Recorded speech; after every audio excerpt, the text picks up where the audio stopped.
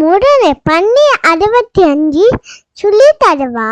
ஒரு போல மிளகாத்தூள், சீரகத்தூள், கரம் மசாலா, இஞ்சி பூண்டு பேஸ்ட், தயிர், தேவையான உப்பு, 2 ஸ்பூன் அரிசி மாவு, 1 ஸ்பூன் சோள மாவு, ஒரு முட்டையை சேர்த்துக்கணும். தண்ணி தான் தேவையில்லை. இப்ப கொஞ்சம் எண்ணெயை சேர்த்துட்டு மிக்ஸ் பண்ணணும். இந்த மாதிரி கன்சிஸ்டன்சி எடுக்கணும். இப்ப பன்னீரை சேர்த்துக்கணும். இப்ப நறுக்கின கருவேப்பிலை, கொத்தமல்லி சேர்த்து இருமாயை மிக்ஸ் பண்ணிட்டு லெமன் ஜூஸ் சேர்த்துக்கணும். 4 மணி நேரம் ஊற வைக்கணும். இப்ப சட்டியில எண்ணெய் ஊத்திக்கலாம். இப்ப பெரட்டி வச்சோல இந்த பன்னீரை இருமாயை சேர்த்துக்கணும். நல்லா பொரிஞ்சிரும். திருப்பி போட்டுக்கணும்.